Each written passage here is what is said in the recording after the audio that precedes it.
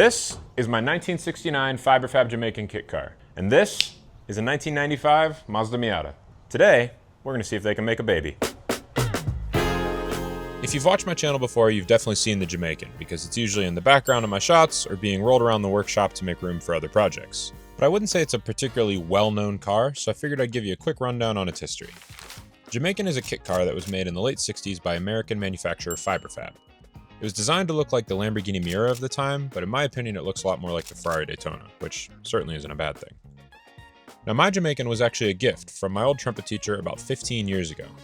At the time, my dad and I did start working on it, even going so far as to buy a parts car with a donor chassis. But as it so often goes, life got in the way. I went off to college, and my father passed away. So unfortunately, the Jamaican was left to sit for about 10 years. But I've never lost sight of finishing the build that he and I started and turning it into the race car that it deserves to be. Fiberfab did provide a list of potential donor chassis, most of which are British roadsters from the 1950s and 60s, but they're picking from what was available 60 years ago, and I reckon we might have some better options today. Now I should clarify a couple things. First of all, this is not the Miata that would be involved in the actual baby making. It's way too clean of an example. I would feel really guilty cutting this up and sacrificing it for another build. Plus, it doesn't belong to me. It belongs to my really good friend Eric, and he was nice enough to loan it to me so that I can take a bunch of measurements and see if this will even work. Second, the question that a lot of you are probably wondering, the Jamaican's already sitting on a chassis. Why would I want to take it off of that and throw it onto a Miata? Well, there's a couple reasons for that. First of all, when I say that the Jamaican is sitting on this chassis, I mean it's literally just sitting there. It's not bolted down, there's no engine, there's no transmission, there's no interior, and the chassis needs a little bit of work anyway. So this is at square one, if not square zero, meaning I wouldn't be undoing any work if I deviated from this plan. The second reason is that that chassis is from a Triumph TR3.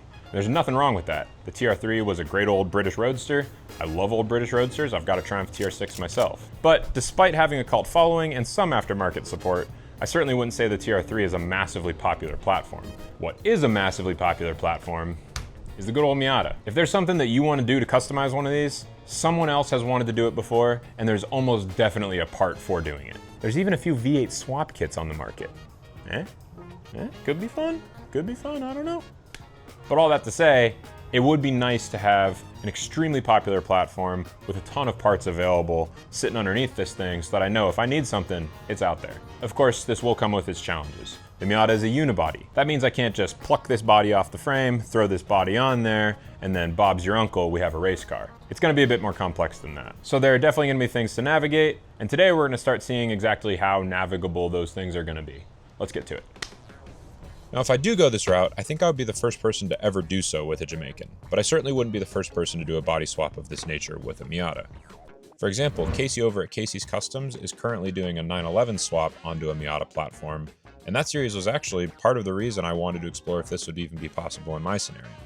And of course, I'm sure a lot of us remember the Shark Cart from the old HOONIGAN days, which isn't a body swap, but it does show us just how much a Miata can be disassembled despite its unibody construction. But before we get too ahead of ourselves, let's focus on the task at hand, which is measuring these things. And we're going to start with the wheelbase. This measurement can of course be found online, and I did look it up, which is part of the reason that I think this is feasible, but just as a quick sanity check, I decided to measure it myself. Now it's important to keep in mind that the measurement of the wheelbase on the Jamaican isn't actually for the Jamaican itself, but for the donor chassis that I've currently got. And as you'd expect, I got the same measurements I found online, which is about an inch apart, which is close enough to be workable. So next, we're going to focus on the track width. Again, another measurement that can be found online, but I decided to go ahead and measure it myself. And it's a good thing that I did, because in doing so, I found out that this chassis isn't actually a TR3, it's a TR4, which isn't going to matter too much if we don't end up using it, but it's good to know for right now while I'm comparing the two platforms. And speaking of that comparison, as you can see here, the track width on the TR4 is quite a bit less than the track width of the Miata. But to be honest, I think the track width of the TR4 is a bit too narrow for the Jamaican itself, because as you can see here, the wheels are really tucked, so I think it could use to be like 4 inches wider. Not to mention, I want to build this wide body kit. So between those two things, I think we can overcome this, making this less worrisome and more of an exciting challenge. And speaking of exciting challenges, let's talk about the rockers. I had to get a little bit creative on how I was measuring these because I didn't have a second person to hold the tape measure. But after propping up this board with a Nalgene, which was actually also loaned to me by Eric, I measured the outside edge of the rockers at 60 inches and the inside edge where it meets the floor pan at 53 inches. And then on the Jamaican, well, first on the Jamaican I had to figure out how to get the doors open because they were seized shut. And this ended up being a bit of a challenge.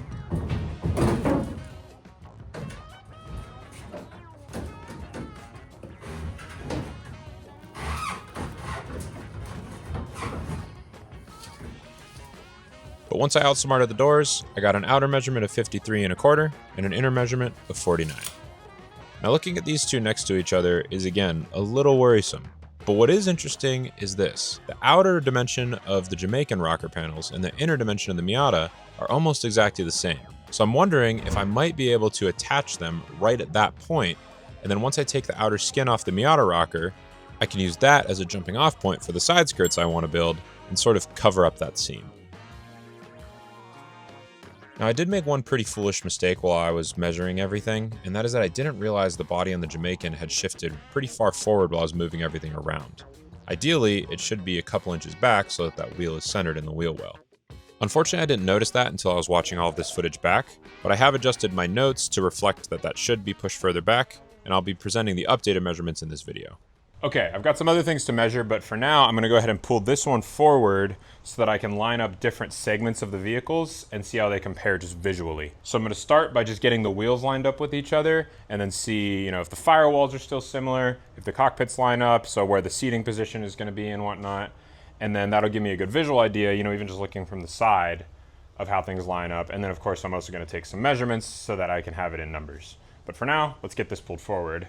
Or actually pushed forward because there's nowhere great to grab it up there.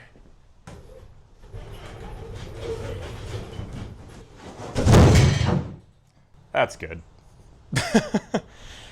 Oh boy. Well. Luckily the body of the Jamaican is extremely light, but it is a bit awkward to move around by myself, so while I couldn't get it placed onto the vehicle properly again, I was at least able to move it outside. Well, it did bring me some joy to see it all together. That is going to change soon anyway, and having the nose cone off will make this next part a little easier, I think. All right, I've got the center lines of the wheels and front axle and the shock towers lined up. So I'm just going to move my way back and try and get an idea for how everything else is going to line up. So for example, right here, my windshield starts a little bit further back, but even though the windshield is a little further back, the dash is actually really similar, and like where the steering wheel would sit is very similar. And then the back of the seats actually makes a lot of sense as well. It would be sitting right here at the back of the door, which is just about perfect. And it looks like the bodywork that covers up the fuel tank and the differential and axle and all that, actually the front of it lines up almost perfect here. So that's really encouraging as well. Let's go ahead and pop the hood and get some sense for where the firewall sits on this thing. The firewall actually looks pretty promising as well. It looks like it sits about like an inch or two right in front of this right here, which would be a pretty logical place to put the firewall on this thing. But at the end of the day, if I'm using that firewall, all this stuff is getting cut out anyway, so I just need to be able to shape this over top of that. So let's measure that. And then we're gonna measure some things like shock towers, back to the steering wheel, middle of the seat, up to the shock towers, things like that, and get an idea for how that'll look. I went ahead and measured the widths of the fronts of the vehicles at their widest point, which was essentially right over top of the wheels. And the reason I'm doing it this way instead of measuring inside the engine bay itself is because the nose of the Jamaican is one big piece. It doesn't have a traditional hood. So underneath this thing, it's essentially just an empty void. So I need to be able to fit wheel wells, all the inner structure, and all those things under here, not just the engine. And that gave me a measurement of 64 on the Jamaican and 66 on the Miata. And by the time I remove the Miata's bodywork, including the outer skins of the fenders, I think that's gonna give me plenty of room to put the Jamaican nose over top of all this inner structure. So once I was pretty certain that the width would work, I decided to go ahead and measure the height. And to do that, I measured right behind and right in front of the wheels on each vehicle. This isn't an exact science by any means, but it should give me a pretty decent idea of what'll fit underneath this. And that returned these measurements. As you can see, the front of the Jamaican is a couple inches shorter than the front of the Miata. So I looked from the sides of the Miata just to see exactly how much room I had to work with in the engine bay, and it does seem like most things have a decent bit of clearance.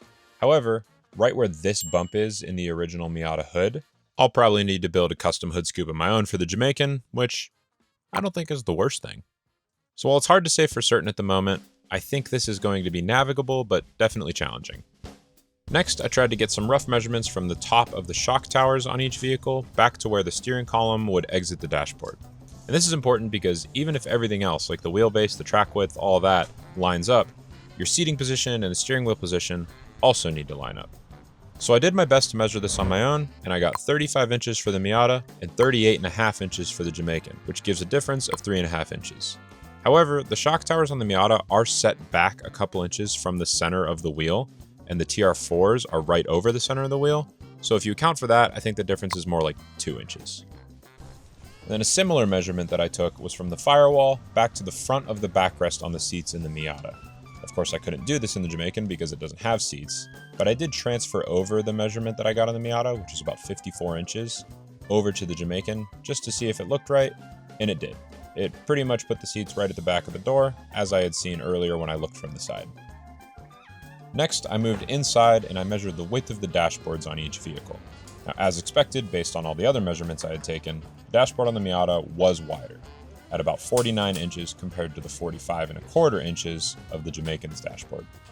To be honest, I'm not sure if I would try and keep the Miata dashboard and modify it, or if I would try and build something into the Jamaican dashboard, but either way, it's going to take a lot of fabrication, that's for sure.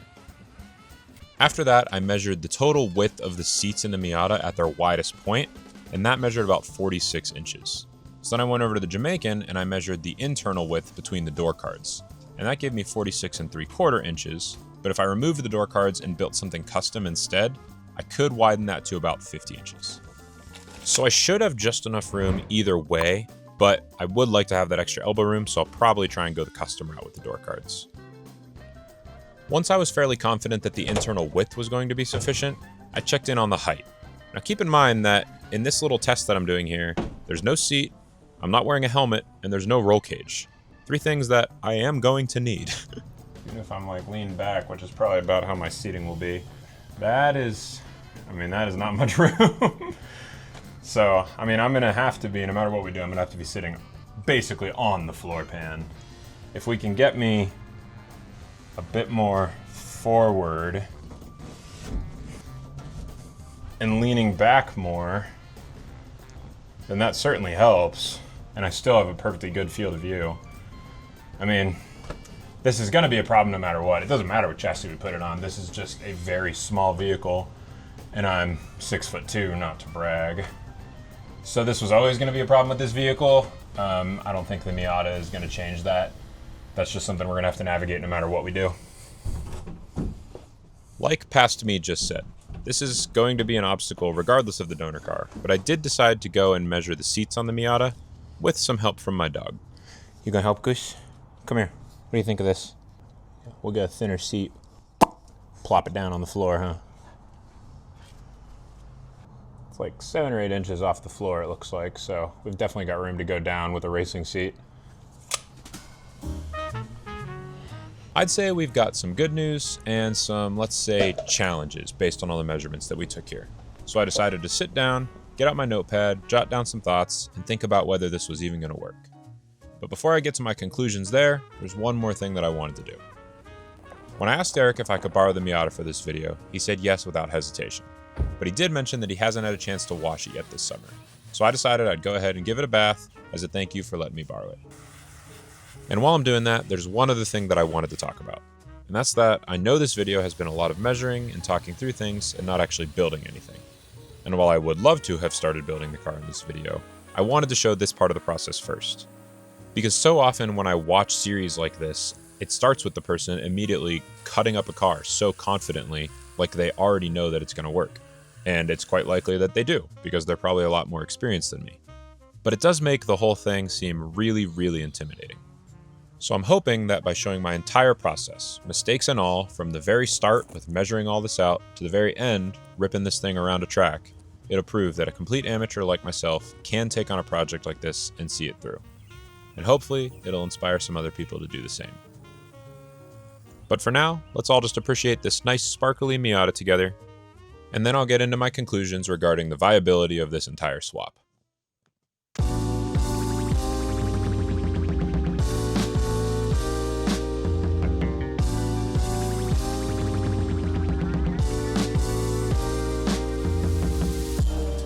All right, well, at the very least, I'm no less optimistic than I was when I started measuring today, which is probably about as much as I could have asked for. I think all of the major dimensions are workable. The wheelbase is only an inch off. The track width on the Miata is a bit wider than might be ideal, but even that I'm not too worried about because like I said, I think the track width on the TR3 is a bit too narrow for the Jamaican body. So by the time you account for this needing to be probably 4 inches wider, this is only a couple inches wider, and I'm planning on building a wide body kit for the Jamaican body anyhow, so I think that that'll make up that difference, and I'm not too worried about that. The distances from the shock tower to the firewall and the firewall back to the seat, those all seem like they either line up or they will transfer over really well. And I think the interior of the Jamaican is gonna be just wide enough to match up with how wide it is from the edge of each seat in the Miata. So that's also good news. Now for my concerns. Wrote them all down here. The first one is that the rockers on the Jamaican are a bit narrower than would be ideal to mate up well with the rockers on the Miata. However, what we do have going for us is that the outside edge of these rocker panels is 53 inches. The inner edge of the Miata rocker panels, where it essentially meets up with what becomes the floor pan, is also 53 inches. And while inner and outer matching up might not sound like a good thing, I think it could work to our advantage. Because I can use that seam to connect these together, and then because I am building a wide body kit for this, and I'm going to be building side skirts that flare out, I think I can attach them at that seam, and then those flared side skirts will help cover up some of that difference that's gonna be underneath that. So while that's less than ideal, I do think it's also workable. It's just gonna take some thinking and some fabrication, but this whole thing's gonna take fabrication, so I'm not gonna run away just because of that. Another thing that I'm a little bit concerned about is that the nose cone on the Jamaican does seem to be a little shorter than the structure of the quarter panel and the hood on the Miata. Again, I think that there are some things I'm gonna be able to do to mitigate that, but I need to think through them a little bit more. It's definitely not a deal breaker, but it is a consideration. And finally, having absolutely nothing to do with using a Miata as a donor, or using anything as a donor for that matter, the Jamaican is just a very small vehicle, and I barely fit in it. I've got very little room. Once I put on a helmet, I'll have even less. And then once you add a roll bar into the equation, which I'll definitely need if I'm gonna be tracking this, it's definitely getting real snug in there. I have seen people solve that by adding like a bump out on the top of the Jamaican if they were pretty tall so that they could ride in it more comfortably. I would like to avoid that just for aesthetics, but you know, we'll do what we gotta do. I'm never getting rid of this car, so I'm gonna do what I have to be able to drive it. So what does all this mean? It means that I think this is gonna be possible. I think it's going to be extremely challenging. I think it's going to take my skills and my knowledge to their absolute limit and then plenty more past that. And I think I'm gonna make a lot of mistakes, but I think I'm gonna learn a lot and I think I can do it and I'm excited to do it. So you better believe that by the time you're seeing this, I've already been saving and messaging and wheeling and dealing on Marketplace and Craigslist and Copart, seeing if I can get a donor car so I can get this project going. So if you're excited to watch that happen, it would mean the world to me if you would like and subscribe and follow along for the journey. And in the meantime, thanks for being here. Go build something today.